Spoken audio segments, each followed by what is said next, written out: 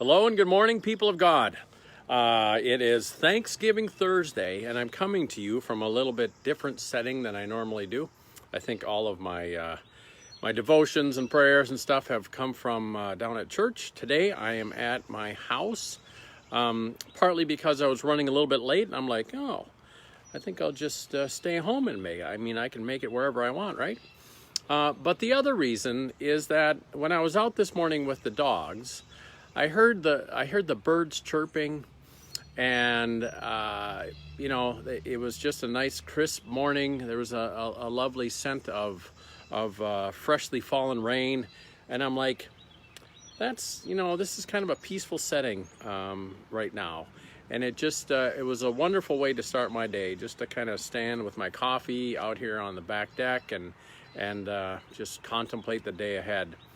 And that got me thinking about, something we can be thankful for today and what we can talk about for a little bit. And that is the different attributes of God, right? I was thinking about, and one of the good things about this our time together is that it's pushing me to to think about different ways to contemplate our thankfulness, right? And different ways that we can explore what we are thankful for, right? So anyway, I was thinking about the different attributes of God. That God is merciful, God is compassionate, God is slow to anger, God is abounding in steadfast love. God is forgiving, right? I mean, that's an amazing thing about our God. God's the bringer of life. God is the Lord of all hopefulness, and on and on and on, right? But the other thing that came to mind to me this morning, an attribute of God, or how God relates to us, is through Jesus Christ, of course, and how Jesus is the Prince of Peace, right? And that word in particular just really stuck out for me. That word peace, right? Because I was feeling a little bit of that, like I said, when I was standing out here on the back deck with my cup of coffee and just the cool morning and the birds and all that, right? And I think that is something that we really need right now, right? Is the gift of peace. Because I think that the way things are right now, and I don't know exactly how you're feeling, I know how some of you are feeling, is that this is getting hard. I think as time goes on, it seems to be getting harder and harder. That I know my patience is running a little bit thin, and I want things to get going, and I want life to get back to normal, and I want all the pieces of the puzzle to be back together, right? It feels like like all these the pieces of life are missing right now, right? So I think that's why the gift of peace, and for us to contemplate that, and the peace that comes from Christ, is something we need to be thankful for. That even when life is chaotic, that even when life feels disjointed, we can still have this peace within us, this gift from God, And that word peace is a wonderful word to explore. In Hebrew, it is the word, and I think you probably know it in Hebrew, it is the word shalom, right? And it's used throughout the Old Testament in a number of different settings, but it's often used when peoples or when countries are at war. And what is it that they seek between each other? They seek peace, right?